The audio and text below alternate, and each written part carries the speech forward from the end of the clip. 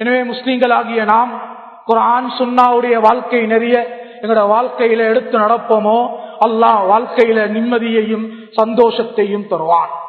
எப்ப நாம் சமூகம் விரும்புறத போல காலத்துக்கேற்ப நேரத்துக்கேற்ப எங்களோட வாழ்க்கைகளை மாற்ற ஆரம்பிப்போமோ இந்த நேரத்துல வாழ்க்கையில பலவிதமான நெருக்கடிகள் பலவிதமான பிரச்சனைகளை இந்த உலகத்திலையும் நாம் அனுபவிப்போம்.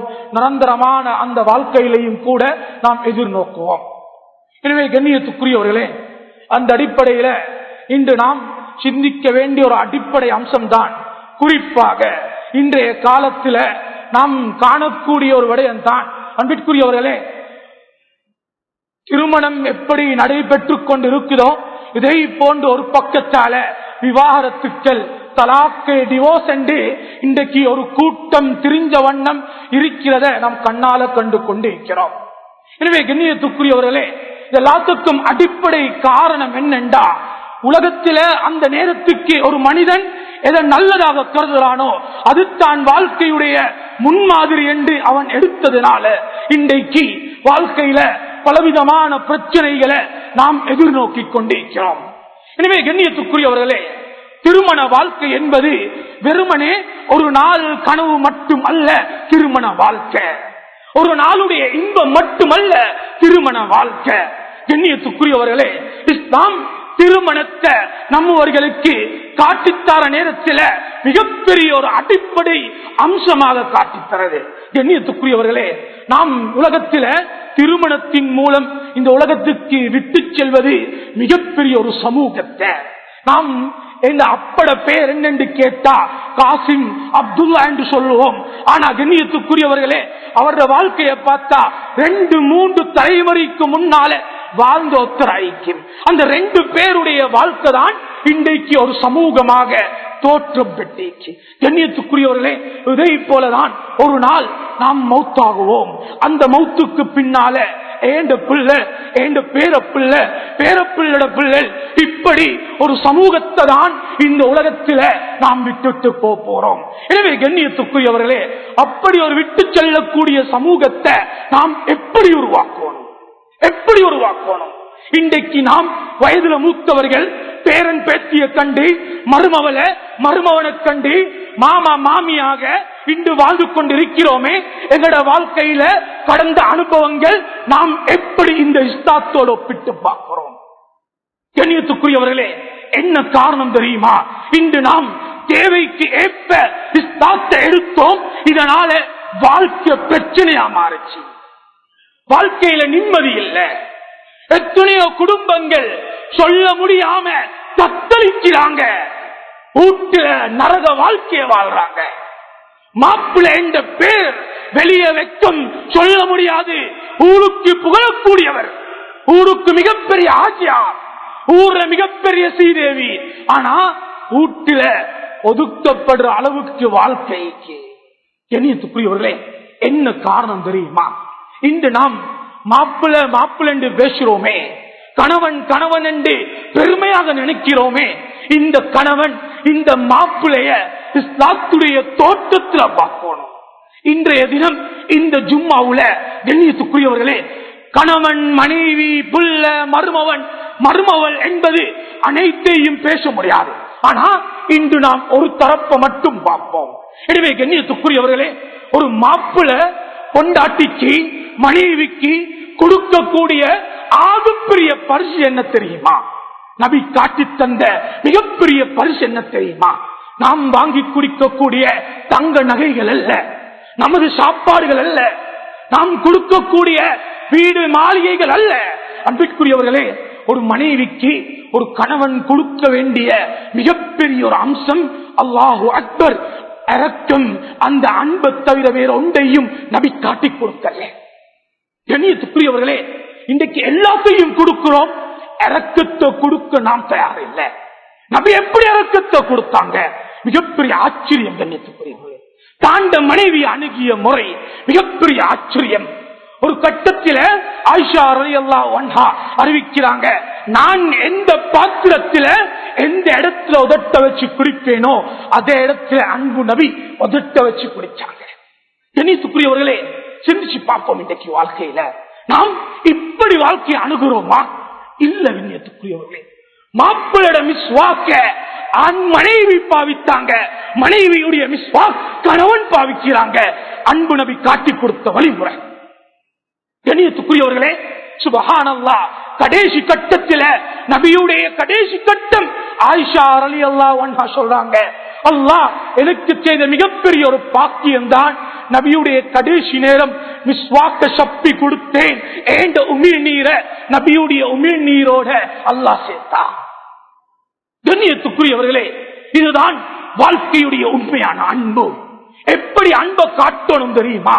வீட்டில பல நாட்கள் கடந்து வெயிலோட கஷ்டத்தோட வீட்டுக்கு நான் சொல்லி வீட்டுக்கு வார நேரத்தில் 2-3 நாள் கழிஞ்சு நாம் வீட்டுக்கு வார நேரம் மனைவியை கண்டா எந்த சந்தோஷம், எந்த இன்பம் எங்களுக்கு வருமோ, இதே இன்பம் மனைவி அடுத்த சவர் மாறுற நேரத்தில் குசினிக்குள்ள போயிட்டு வெளியே வார நேரத்தில் அதே இன்பம், அதே ஆயத்தம் எந்த கணவன் உள்ளத்துல வரும். கண்ணியத்துக்குரியவர்களே, அந்த இன்பத்தை நாம் இழந்திருக்கிறோம். அந்த இன்பத்தை இன்று நாம் இழந்திருக்கிறோம். இது ஒரு பக்கம். இதே போன்று நபி எப்படி இரக்கத்தை கொடுத்தாங்களோ இறைவனுடைய பயத்தையும் கொடுத்தாங்க, தக்வாவை கொடுத்தாங்க. ஒரு கட்டம் ஒரு மனைவியை பற்றி நபி ஸல்லல்லாஹு அலைஹி வஸல்லம் ஆயிஷா ரலியல்லாஹு அன்ஹா குறை பேசுற நேரத்தில் சுப்ஹானல்லாஹ், என்ன ஆச்சரியம், அன்பு நபி அதனுடைய பாரதூரத்தை விளங்கப்படுத்துறாங்க. இன்றைக்கு நாம் மனைவிக்கு எந்த பாரதூரத்தை விளங்கப்படுத்திக் கொண்டிருக்கிறோம்? என்ன பாரதூரம்? கண்ணியத்துக்குரியவர்களே, தெரிஞ்சு ஹராத்த வாங்கி கொடுக்கிற ஒரு காலம் இந்த காலம். மாப்பிள்ளை என்று பெருமைப்படுறோம். வீட்டில மனைவிக்கு அராத்த செய்யறதுக்கு வழிவகுத்தது மாப்பிள்ளையுடைய உதவிதான். கண்ணியத்துக்குரியவர்களே, மிக எச்சரிக்கையாயிருப்போம். எனவே இது ஒரு பக்கம். அடுத்தது, குறிப்பாக கொழும்பை பொறுத்த மட்டில் இன்றைக்கு ஏதோ திருமணம் 2 மாதம் 3 மாதம் மிகப்பெரிய கவலை. சென்ற கிழமை கூட ஒரு இடத்துக்கு பேனா 33 பேருக்கு அதிகமானவர்கள் சின்ன பிள்ளைகள். கணித்துக்குரியவர்களே, 30க்கும் 20க்கும் இடப்பட்ட குமரி பெண்கள் தலாக்கு நாடி வந்திருக்கிறாங்க. என்ன ஆச்சரியம்! இந்த சமூகத்துக்கு இப்படியாப்பட்ட பிரச்சனைகளை உருவாக்கியது கண்ணியத்துக்குரியவர்களே மாப்பிள்ளை என்று பெருமைப்படுறோமே, இந்த மாப்பிள்ளையுடைய செயல்பாடுகள் தான். அல்லாஹ் பாதுகாப்பு. இன்றைக்கு திருமணம் முடிச்சு 2 மாதம் 3 மாதம் கலியும் வரைக்கும் பொண்டாட்டி இல்லாட்டி சாப்பாடு இல்ல, பொண்டாட்டி இல்ல சாப்பாடு ஊடு இல்ல, பொண்டாட்டி இல்ல விருந்தூட்டுக்கு போக மாட்டோம். அவ்வளவு பொண்டாட்டியோட இறக்கம், மனைவியோட இறக்கம். ஆனா என்ன ஆச்சரியம் தெரியுமா கண்ணியத்துக்குரியவர்களே, காலங்கள் கடக்குது. 5 மாதம் 6 மாதம் கடந்ததன் பின்னால எங்களோட வாழ்க்கை எங்க தெரியுமா? மனைவி ஏங்குறா, மாப்பிள்ள வரமாட்டாளா என்று. ஏன் எங்களோட காலம் ரோட்டில தெருவாக கூட்டாளிகளோட, ஒரு கூட்டம் அரசியல்ல, இன்னொரு கூட்டம் விளையாட்டுல, இன்னொரு கூட்டம் சமூகத்துக்கே உதவாத விஷயங்கள்ல. கண்ணியத்துக்குரியவர்களே, இப்படி வீணான பேச்சுக்களைத்தான் பேசிக்கொண்டே இருக்கிறோம். அன்புக்குரியவர்களே, நாம் விளங்கோணும், மனைவிக்கு நேரம் கொடுக்கிறதுல இன்றைக்கு அல்லாஹ் பாதுகாக்கணும். எத்தனையோ கணவன்மார்கள் மிகப்பெரிய ஒரு அநியாயத்தை செய்யறோம், மிகப்பெரிய ஒரு அநியாயத்தை செய்யறோம். நாங்க உங்களுக்கு கொடுக்கிற நேரம் அல்லாஹ் நம்மவர்களை பாதுகாக்கணும். கண்ணியத்துக்குரியவர்களே, நாம் எப்படி நேரத்தை கொடுக்கிறோம் தெரியுமா? அதிகாலையில ஓடி வாரம் வேலைக்கு, ஓட்ட வாரோம், இல்லாட்டி ஒரு தொழிலுக்கு ஓடி விடுகிறோம். ஆனா வீட்டுக்கு அந்த நைட் ஆகி வார நேரத்தில் இப்ப மனைவி சாப்பாடு வைக்கணும், சாப்பிட்டதுடன் நாங்க தூக்கத்தில் காலத்தை கழிக்கிறோம். கண்ணியத்துக்குரியவர்கள், இது இல்ல நேரம், இது இல்ல நேரம். எப்படி நேரத்தை கொடுக்கணும் என்றால், அன்பு நபி தாண்ட மனைவிக்கு கொடுத்த நேரத்தை நாம் கொடுக்க பழகணும். இதுதான் இஸ்லாமிய முன்மாதிரிகள். அன்பு நபி முஹம்மது ஸல்லல்லாஹு அலைஹி வஸல்லம் அவங்க பாரத பார்த்து ஆயிஷா ரலியல்லாஹு அன்ஹா ஒரு பைத்தை படிப்பாங்க. ஷம்சி ஷம்சு ஸமா ஷம்சி தத்லு பஅதல் இஷா ஷம்சு ஸமா தத்லு பஅதல் ஃபஜ்ர் ஷம்சி கைரும் மின் ஷம்சி ஸமா. ஒரு ஆழமான பைத்த படிப்பாங்க. தாண்ட கணவன் வீட்டுக்கு வராங்க, இப்ப ஒரு பைத்த படிப்பாங்க. எனக்கும் ஒரு சூரிய நீக்கி வானத்திலையும் சூரிய நீக்கி, ஏண்ட சூரியன் வானத்து சூரியனை விட சிறந்தது. ஏண்ட சூரியன் இரவையில உதிக்கும், வானத்து சூரியன் காலையில உதிக்கும் என்று அன்பு நபியை பார்த்து ஆயிஷா ரலியல்லாஹு அன்ஹா ஒரு கவிதையை படிப்பாங்க. கண்ணியத்துக்குரியவர்களே, உலகத்தில மிகப்பெரிய சமூக சேவையாளர், உம்மத்துடைய பொறுப்பை சுமந்தவர், உலகத்திலே அவரை போல ஒரு பிஸியான மனிதன் யாருமே இல்லை. அப்படியாப்பட்ட அன்பு நபி முஹம்மது ஸல்லல்லாஹு அலைஹி வஸல்லம் அவர்கள் கூட தாண்ட மனைவிக்கு நேரத்தை கொடுத்தாங்க. இன்றைக்கு நாம் ஒன்றுக்குமே இல்லாம காலத்தை வீணாக்குறோம். கூட்டாளி என்றும் பிசினஸ் மேக்னெட்ஸ் என்றும் காலத்தை வீணாக்கி வீணாக்கி கொண்டாட்டி அனாதையாக்கி இருக்கிறோம். அல்லாஹ் பாதுகாப்பு. கண்ணியத்துக்குரியவர்களே, இப்படியாப்பட்ட வாழ்க்கை அல்லாஹ் எங்களுக்கு வாழ வைக்கல. அது மட்டுமல்ல, இன்னொன்று எங்களுடைய சமூகத்தில் ஏற்பட்ட மிகப்பெரிய பிரச்சனை, குறிப்பாக இந்த வாலிப சமூகம், இதை போல படித்த மக்கள், அதே போல சல்லி படைத்தவர்கள் எல்லாத்துக்கும் இன்றைக்கு கேட்கக்கூடிய மிகப்பெரிய ஒரு பிரச்சனை தான். கண்ணியத்துக்குரியவர்களே, திருமணத்துக்கு பின்னால எங்களுடைய ட்ரிப்கள் அமைக்கணும் யாரோட தெரியுமா? சொந்த மனைவியோட, பிள்ளையோட. இவர் கூட்டாளி பிசினஸ் முதலாளி என்று ட்ரிப்களை போறோம், கொண்டாட்டி ஊட்டலானாத. ஃபர்தா என்பது ஜெயிலுடைய வாழ்க்கை இல்ல. ஃபர்தா என்பது ஊட்டில முடக்கி வைக்கக்கூடிய வாழ்க்கை இல்ல. கண்ணியத்துக்குரியவர்களே, இன்றைக்கு எத்தனையோ பிணையுமார்கள் அனாதையாக்கப்படுவாங்க, ஆசையோடு இருக்கிறாங்க. ஆனா ஒரு செவத்தை தவிர அடுத்தது தெரியாது. அப்படியாப்பட்ட வாழ்க்கையை நாம் வாழ்ந்து கொண்டிருக்கிறோம். எனவே குறிப்பாக திருமணத்துக்கு பின்னால இந்த கூட்டாளி என்ற தனத்தை ரோட்டோட முடிச்சிடணும். வீட்டுக்கும் தெருவுக்கும் ராவைக்கும் என்று நாம் நீட்டுற நேரத்தில் அல்லாஹ் பாதுகாக்கணும். மிகப்பெரிய பிரச்சனைகளை நாம் எதிர்நோக்கிறோம். அது மாத்திரமல்ல, கண்ணியத்துக்குரியவர்களே, இன்றைக்கு நாம் ஏதோ ஒன்று பேசுகிறோம், ஏதோ ஒன்று செஞ்சு கொண்டிருக்கிறோம். மனைவிமார்களோட மனசை விட்டு பேசணும். இன்றைக்கு என்ன ஆக்கினீங்க, என்ன சாப்பாடு, மனைவி பிள்ளை என்ன செஞ்சிச்சு, படிச்சாரா, ஸ்கூல் போனாரா, வீட்டுக்கு எங்க போகணும், ஏதாவது பயணம் போவோமா, இப்படி மனசை விட்டு பேசுவோமா? இல்ல கண்ணியத்துக்குரியவர்களே, இன்னைக்கு எத்தனையோ பெண்கள் உள்ளத்தால வருத்தப்படுறாங்க, சொல்ல முடியாம தவிக்கிறாங்க. அந்த அளவுக்கு அநியாயங்கள் இந்த சமூகத்தில் கண்டு கொண்டிருக்கிறோம். எனவே கண்ணியத்துக்குரியவர்களே, இது ஒரு புறம், இது ஒரு புறம். அடுத்தது ஆகப்பெரிய ஒரு தேவைதான் இன்னைக்கு இந்த சமூகத்தில் அல்லாஹ் பாதுகாக்கணும். ஏற்பட்ட மிகப்பெரிய பிரச்சனை என்ன தெரியுமா? தான் நினைச்சா ரெண்டாவது முடிக்கிறது, தான் நினைச்சா ரெண்டாவது முடிக்கிறது. ரெண்டாவது முடிக்கிறது தவறு இல்லை, ஆனா முடிக்கிறதுக்கு ஒரு முறை, முடிக்கிறதுக்கு ஒரு முறை அல்லாஹ் பாதுகாக்கணும். சில ஆள்களை பார்க்கிறோம், மனைவி காதிக்கோட்டை நாடுறா, தலாக் எதிர்பார்த்து என்ன பிரச்சனை, குமரி பெண்ணிக்கு பல பெண் பிள்ளைகள் இருக்கிறாங்க, என்ன பிரச்சனை என்று கேட்டா ஒன்றுமில்ல, என் மாப்பிள்ள ரெண்டாவது முடிச்சுட்டாரு, உங்களோட பிள்ளைக்கு என்ன தாராரு, ஒன்றுமில்ல. அல்லாஹ் பாதுகாக்கணும். வெக்கம், ஒரு பிள்ளைக்கு 1000 ரூபாய் கொடுக்க வக்கில்ல, ரெண்டாவது என்ற பெருமையோட பிடிச்சி திரிகிறோம். அல்லாஹ் பாதுகாக்கும். என்ன வாழ்க்கையை கணித்து வாழ்றோம் நாம்? எங்கட இன்பத்துக்காக, எங்கட ருசிக்காக, எங்கட ஆசைக்காக நாம் முடிச்சு ஒதுங்குறோமே. இன்றைக்கு எத்தனை பெண்கள் தலாக் என்ற போர்வையை சுமத்தி கொண்டு விதவைகளாக சம்பாதிக்க ஒன்றுமில்ல, நடுத்தருவுல அலைஞ்சிக் கொண்டு தெரிந்தோ தெரியாமலோ விபச்சாரத்தை செஞ்சு கொண்டு அலைகிறாங்க தெரியுமா? அல்லாஹ் பாதுகாப்பு. ஏன் இந்த சமூகத்துக்கு நாம் இப்படியாப்பட்ட ஒரு அநியாயத்தை செய்கிறோம்? இரண்டாவது முடிக்கிறது தவறில்லை.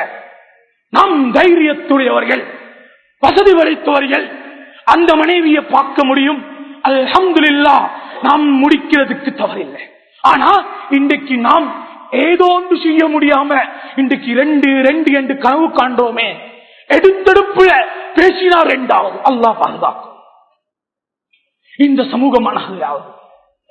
எனவே கண்ணியத்துக்குரியவர்களே, புகாரியில எடுத்து பார்க்கணும்.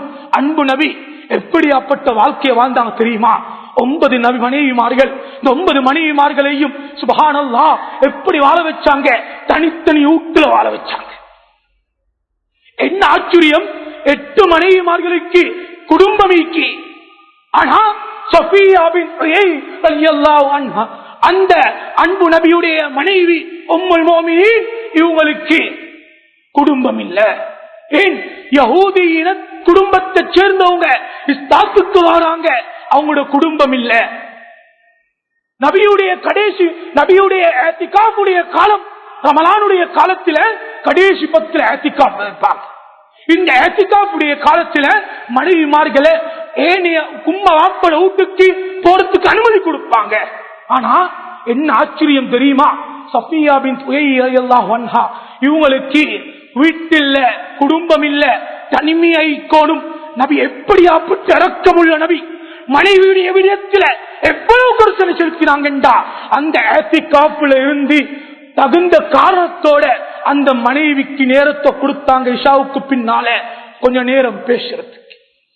சஃபியா பின்த் உயை ரலியல்லாஹு அன்ஹா, யா ரசூலுல்லாஹ், நான் போறேன் யா ரசூலுல்லாஹ், அந்த அளவுக்கு பேசிக் கொண்டிருப்பாங்க. சுப்ஹானல்லாஹ், என்ன ஆச்சரியம்! 8 மனைவிக்கு உம்மா வாப்பா இல்ல. உம்மா வாப்பா இருந்தாங்க, ஆனா ஒரே ஒரு மனைவிக்கு குடும்பம் இல்ல.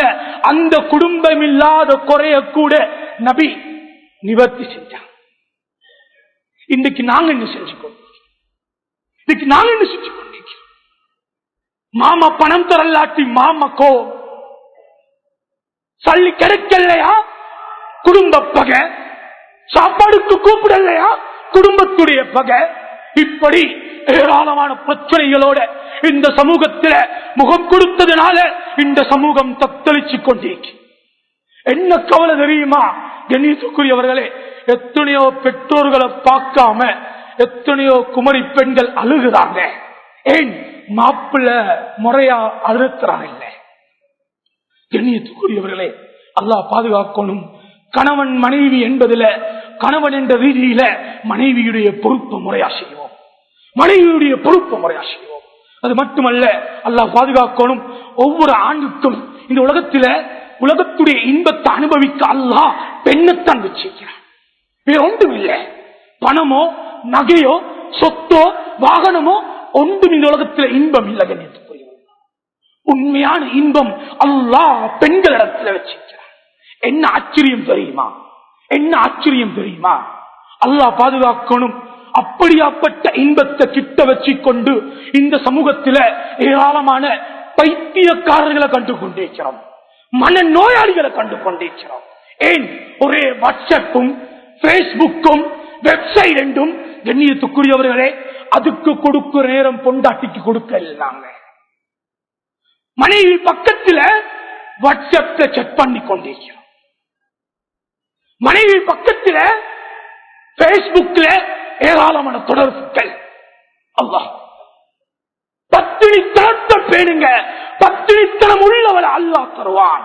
நபியுடைய வாக்கு குர்ஆன் பேசுது. நல்லவனுக்கு அல்லாஹ் நல்லவளை தருவான். தொட்டு பாருங்க உள்ளட்ட. நாம் இன்றைக்கு எத்தனையோ பெண்களோட தொடர்பு, எத்தனையோ ராத்து செய்கிறோம். ஆனா கொண்டாட்டி அடுத்த விட்டானோட பேசக்கூடாது என்று வைக்கப்படுறோம். அல்லாஹ் பாதுகாக்கும். நாம் இப்படியாப்பட்ட தொடர்பை மேற்கொள்வோம் என்றா நம்மை அறியாமல் எங்களை கொண்டாட்டி ஒரு தவறுல வீழ்ந்து விடுவா. அல்லாஹ் பாதுகாக்கும். பத்தினித்தனம் நாம் பேணணும். போனை தொடுங்க, தொட்டு பாப்பம். இன்றைக்கு எத்தனை வாலிபர்களோட போன். திருமணம் முடிச்சு ஒரு கிழமை இல்ல, இன்னொரு குட்டியோட பேசுற காலம் இந்த காலம். கண்ணியத்துக்குரியவர்களே, மிச்சம் பயங்கரமான ஒரு காலத்தில் நாம் வாழ்ந்து கொண்டோம். அல்லாஹ் பாதுகாக்கும். எனவே இந்த தொடர்புகளை இல்லாமல் சிந்திச்சு பாருங்க, எவ்வளவு கண்ணியமா வாழ்ந்த குடும்பங்கள், ஊருல மதிக்கத்தக்கவர்கள். ஒரு கேள்வி கேட்போம், எவ்வளவு கேள்விப்படுது. திடீரென்று மகன் போயிட்டாரு, மகள் போயிட்டாரு, என்ன காரணம் தெரியுமா? உம்மா வாப்பா முறையான வாழ்க்கைய வாழ்வோமா, ஹராத்த விட்டும் பாதுகாப்பு பெறுவோமா, அல்லாஹ் பிள்ளைகளை கண்ணியப்படுத்துவான். உம்மா வாப்பா ரகசியமா செய்யற பாவத்தை அல்லாஹ் பாதுகாக்கணும், பிள்ளைகளை கொண்டு அல்லாஹ் பகிரங்கப்படுத்துவான். அல்லாஹ் பகிரங்கப்படுத்துவான். கண்ணியத்துக்குரியவர்களே, பத்தினித்தனத்தை பேணும். நாம் பேசுறது எப்படி வாழ்க்கையை வாழணும் தெரியுமா? ஏண்ட மனைவிடத்துல நாம் எப்படியாப்பட்ட இல்லறம், எப்படியாப்பட்ட இறக்கம், எப்படியாப்பட்ட அன்பை கொடுக்கணும் தெரியுமா? ஏண்ட மனைவிக்கு மாப்பிள்ளையை தவிர வேற எந்த ஒரு ஆணும் மனசுல வரக்கூடாது. எனக்கு எப்படியாப்பட்ட மனைவியை நாம் உருவாக்கணும் தெரியுமா? அந்த மனைவியை தவிர வேற ஒரு எந்த பெண்ணும் ஏண்ட மனதுல வரக்கூடாது. அப்படி நாம் மனைவி கணவன் என்ற உறவு பேணும். கண்ணியத்துக்குரியவர்களே, அல்லாஹ் பாதுகாக்கணும். இந்த சமூகத்தில ஏராளமான பிரச்சனை. அது மட்டுமல்ல, நபி யுத்தத்துக்கு போற நேரத்தில் கூட தாண்ட மனைவியை கூட்டி போவாங்க. ஆயிஷா ரலியல்லாஹு அன்ஹா யுத்தத்துடைய நேரம் நபி போறாங்க, நாளைக்கு யுத்தம். இப்ப நபி கிட்ட கேட்கிறாங்க, யா ரசூலுல்லாஹ் ரேஸ் ஓடுவோமா, ரேஸ் ஓடுவோமா? இப்ப அன்பு நபி முஹம்மது ஸல்லல்லாஹு அலைஹி வஸல்லம் சொல்றாங்க, சஹாபாக்களை பார்த்து கொஞ்சம் முந்திக்கோங்க, கொஞ்சம் முந்திக்கோங்க. நபி தாண்ட மனைவியோடவே சொல்றான். எப்படியாப்பட்ட இன்பமான வாழ்க்கை! இன்னைக்கு நாங்க இந்த சுன்னாக்களை ஹயாத்தாக்குறோமா? இன்னைக்கு மனைவியோட பேச நேரம் இல்ல. மனைவி கால் எடுத்தா இப்பத்தானே வந்த நின்று ஒதுக்கி போன வைக்கிறோம். என்ன வாழ்க்கைய வாழ்றோம் கண்ணியத்துக்குரியவர்களே! வாழ்க்கையில உண்மையான இன்பத்தை காணணும். அது மாத்திரமல்ல, அன்பு நபி முஹம்மது ஸல்லல்லாஹு அலைஹி வஸல்லம் அவங்க சொல்லி காட்டினாங்க, கடைசி கட்டத்தில் சில கூட்டங்கள் வரும். அந்த கூட்டம் எப்படியாப்பட்ட கூட்டம் தெரியுமா?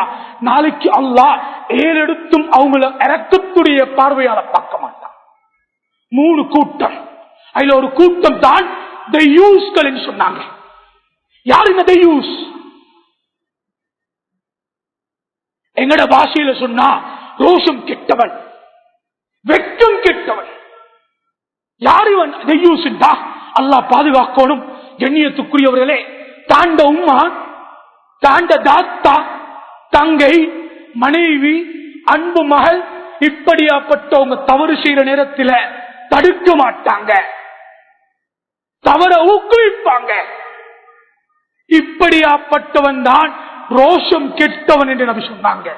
இந்த மாப்பிள, இந்த ஆண அல்லாஹ் நாளைக்கு ஏறெடுத்தும் பார்க்க மாட்டான்.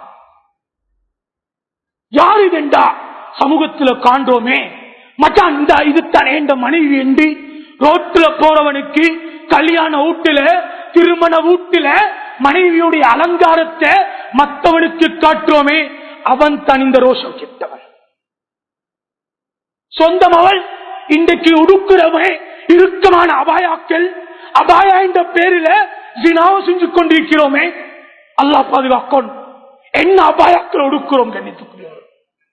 அபாயா என்பதை அழக மறைக்க வந்த ஆட, இன்றைக்கு அபாயா என்ற பேரில் கல்லு மண்ணு என்று ஜோடிச்சு சமூகத்தில் மிகப்பெரிய ஃபித்னாவுடைய வாசல் திறக்கப்பட்டு காலம் இந்த காலம்.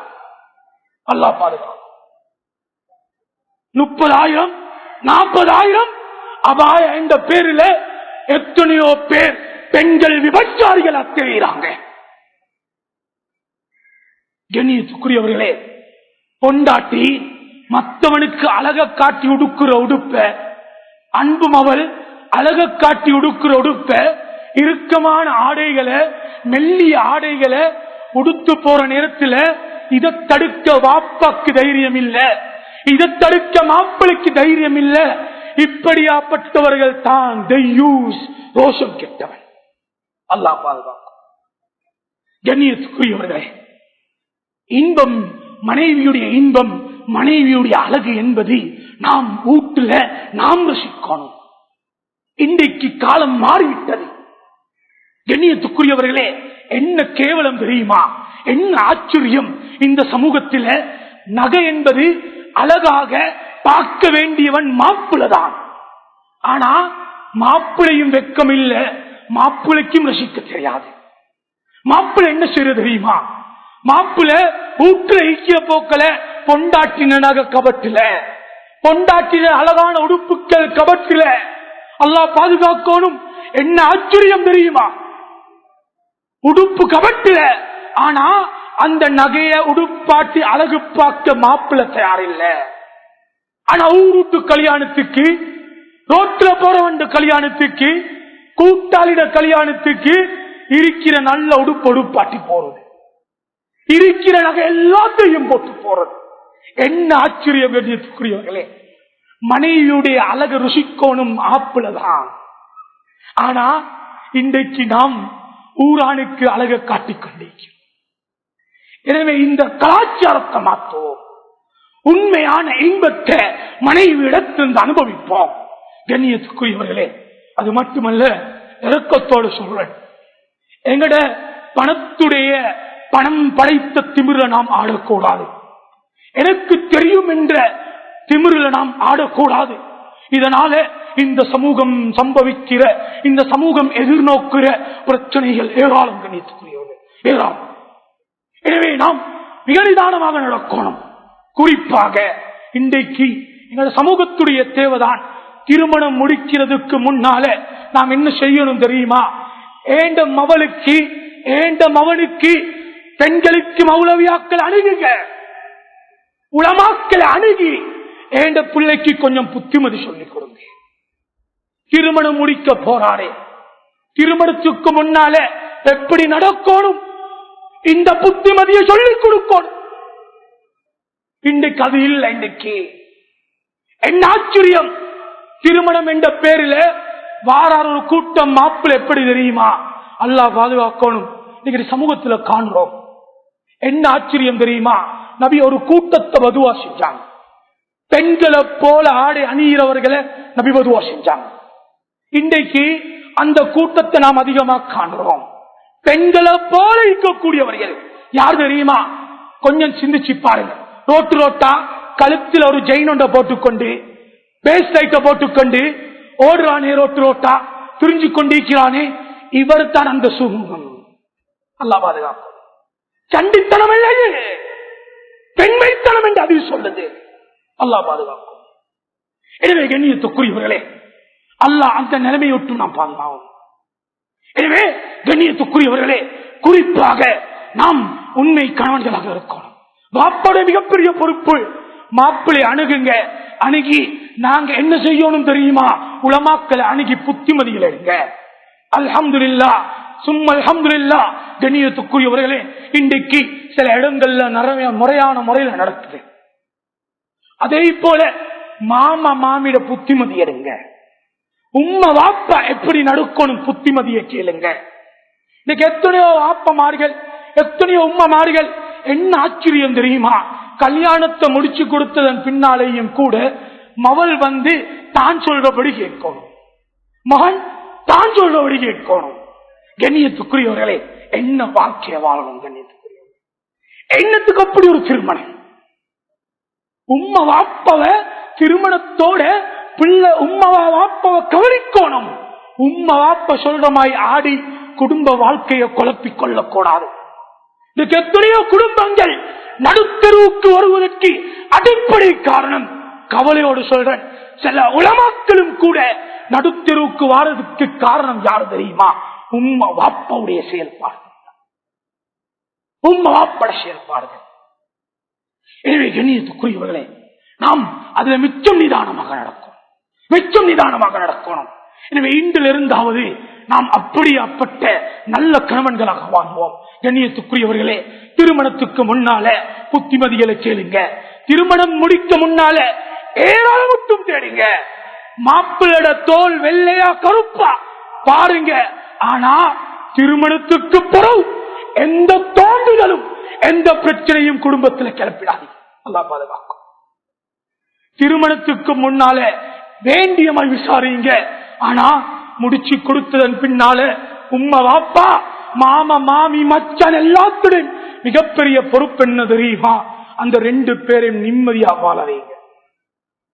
இதை நாம் உறுதியாயிப்போம். அதை கொண்டு அல்லாஹ் இந்த சமூகத்தில மிகப்பெரிய மாற்றத்தை உருவாக்குவான். எனவே இறுதியாக ஆண்களிடத்தில் கேட்கிறேன், இஸ்லாத்தை தவறான முறையில விளங்கி திருமணம் திருமணம் என்று அலையாதீங்க. இருக்கிற மனைவியை பாதுகாருங்க, பிள்ளைகளை கண்ணியப்படுத்துங்க. இன்னைக்கு எத்தனையோ பிள்ளைகள், எத்தனையோ குமரி பெண்கள் அல்லாஹ் பாதுகாக்கணும் அபாயாக்களோட விபச்சாரத்தில் ஈடுபடுறாங்க. என்ன காரணம் தெரியுமா? மாப்பிள்ளை இல்ல,